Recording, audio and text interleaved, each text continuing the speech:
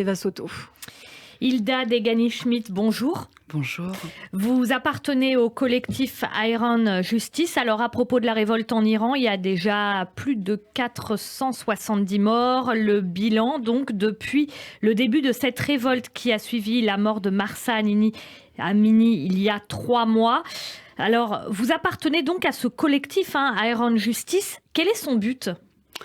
Alors, ce collectif composé d'une quinzaine de juristes, mais aussi non-juristes, par exemple, je ne suis pas avocate, a comme objectif de recenser les exactions, de trouver les preuves, de qualifier par nature et par ampleur ces exactions.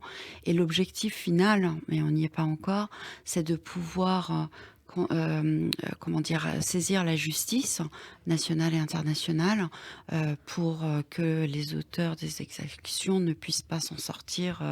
Voilà. Les auteurs des exactions, ça veut dire la police iranienne, la fameuse police des mœurs, on va y venir, et éventuellement même le régime islamique que vous pourriez attaquer devant la CPI ? Alors, les juridictions internationales sont plutôt à saisir via les pouvoirs politiques, mais c'est vrai qu'il y a aussi des actions de lobbyistes de la part d'autres collectifs par rapport à ce travail où les parlementaires sont notamment beaucoup sollicités. Mais effectivement, toutes sortes de saisines, nous essayons de les documenter de manière à pouvoir les permettre en fait.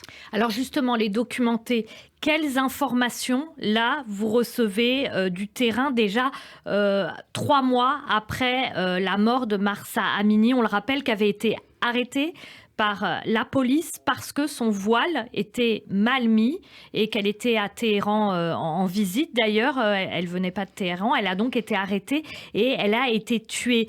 Donc ça fait déjà 3 mois. 3 mois après, comment ça se passe en Iran ? Alors 3 mois après, les Iraniens continuent une lutte pacifique et se font tuer tous les jours, se font arrêter violemment. Il y a des atteintes à la vie, des enfants, des mineurs qui sont tués, des personnes tuées à bout portant par des balles. Et il y a également des viols, des emprisonnements, des tortures. Il y a des procès sans avocat, avec une violation totale des droits des victimes. Moi qui regarde, puisque je fais essentiellement de la traduction, qui regarde la presse, les rapports des ONG, les réseaux sociaux, je peux vous assurer que les images, rien que de vous le dire, j'en ai la chair de poule, les images d'enfants, de jeunes, d'adolescents, de femmes et d'hommes mutilés, torturés, oui, ce sont des images qui nous parviennent en permanence et qui ne cessent pas. Alors, ça a commencé avec les femmes, les femmes qui ont commencé à se dévoiler. Mais comme vous le disiez tout à l'heure, c'est vrai qu'en France, on a tendance à réduire ça à la question du voile, mais la révolte en Iran, c'est pas que la question du voile. Expliquez-nous. Oui, les Iraniens disent femme, vie, liberté. Alors la femme, ça ne s'arrête pas à la question du voile. D'ailleurs, il y a des femmes voilées qui, aux côtés des femmes non voilées, sont dans la rue. Et en réalité, ce sont tous les droits fondamentaux de la femme, l'égalité de l'homme et de la femme. Aujourd'hui, une femme dépend d'abord de son père, puis de son mari, pour un certain nombre de choses dont l'autorisation ne lui est pas donnée. Donc, les hommes ont suivi ces femmes parce que ils y tiennent à cette liberté dont c'est la deuxième partie de leur revendication, la liberté de penser, la liberté religieuse, la liberté culturelle, la liberté dans toutes ses formes, et puis la vie. Il faut savoir que ce pays riche, les gens meurent parce qu'ils n'ont pas le droit de commercer, de travailler. Les gens meurent parce que l'eau peut être polluée jusqu'à un point inimaginable. C'est un pays en faillite, c'est ce que vous voulez nous dire ? Oh, écoutez, un pays en faillite avec la manne pétrolière? Non, c'est un pays où il y a une mafia qui s'est approprié la richesse du pays et une population appauvrie. Alors, c'est vrai que le gouvernement et le régime plutôt, parce que c'est pas une question de Mmh. gouvernement mais de régime, a plutôt tendance à dire c'est de la faute des États-Unis, d'Israël et de qui sais-je, de l'Occident, mais pas les Iraniens qui disent désormais très clairement notre ennemi est en Iran. On nous ment quand on nous dit qu'il est en Occident. Alors, vous-même, vous avez quitté l'Iran à l'âge de 13 ans. Qu'est-ce qui fait écho à votre situation à ce moment-là, par rapport aux événements auxquels vous êtes confrontée aujourd'hui? Puisque vous l'avez dit tout à l'heure, vous êtes traductrice, donc vous allez chercher des preuves, vous lisez des rapports d'ONG, vous allez sur les réseaux sociaux. Qu'est-ce qui fait écho à ce que vous avez vécu, vous, quand vous avez quitté l'Iran à l'âge de 13 ans? Écoutez, j'ai eu quelques mois de présence en Iran après la révolution. J'ai vu alors je n'étais pas là, lorsque mon père a été arrêté, emprisonné, puis fusillé, puisque je ça s'est passé quand j'avais 16 ans. Mais je me souviens, même à 13 ans, quand on nous obligeait, très vite après la Révolution, nous les filles à porter le voile, heu, il y avait une forme de terreur, qui s'est très, très rapidement installée en fait, en Iran et cette violence n'a pas quitté, heu, l'Iran depuis le premier jour de la République islamique, jusqu'à ce jour, avec des phases, plus ou moins violentes.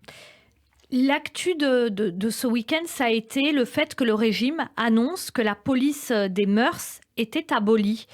Votre commentaire par rapport à ça?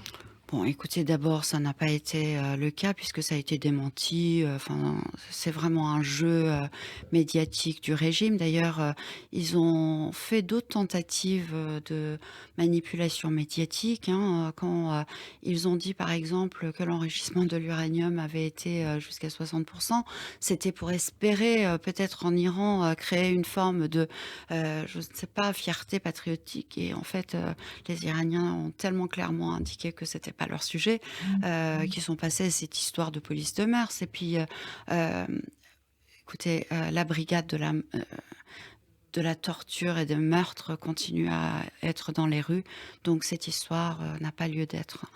Est-ce que ça prend encore, ces arrestations où le régime dit, c'est des gens qui collaborent avec Israël, c'est des gens qui collaborent avec, l'étranger et cetera. Comment c'est perçu ça aujourd'hui en Iran? Écoutez, personne n'est dupe. Ce sont des histoires, qu'ils se racontent. Il y a eu, du hackage, qui ont permis, de sortir un certain nombre de documents intérieurs, notamment via, l'organe de presse, du régime, qui montrent que, près de 90 des Iraniens, soutiennent le mouvement, révolutionnaire. Je n'aime même pas le mot mouvement, la révolution Mmh. que les Iraniens sont en train de faire.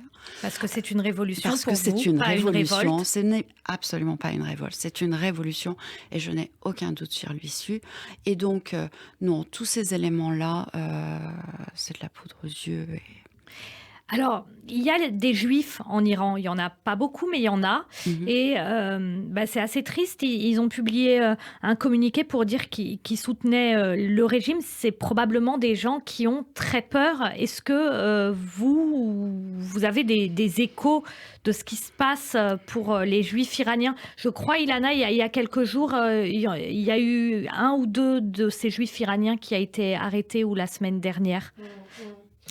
Vous imaginez comment, moi je peux vous parler, de Toomaj qui est ce rappeur, merveilleux qui a énormément œuvré pour, ouvrir les yeux, des Iraniens et pour leur donner le courage de se révolter et qui, a dit, hier, après torture et obligé de dire, que, il s'était trompé, etc. Moi, ce sont des éléments, quand on connaît les conditions de terreur dans lesquelles sont mises les personnes, et notamment les minorités, puisque c'est une minorité Oui, en il y a Iran, des Bahaïs et il y a aussi. des Bahaïs qui ont été, éradiqués presque. Enfin, là, ils ont brûlé des villages entiers. Quand vous connaissez les conditions de vie des minorités ethniques ou religieuses en Iran, parce que je peux vous parler aussi des minorités ethniques, à la fois Khouzestan et kurdes, eh bien, franchement, il ne faut pas prêter attention. Ils ont été obligés. Il faut comprendre ce qu'ils vivent au quotidien. Merci beaucoup Hilda Degani-Schmidt. Donc pour envoyer des témoignages à votre collectif Iron Justice, il y a un compte Twitter Iron Justice. Évidemment, il vaut mieux envoyer des messages privés. Voilà, merci beaucoup, bonne journée à vous. Merci, au revoir. Merci beaucoup Eva Soto, Eva qu'on retrouve tout à l'heure dès 9h sur Radio J.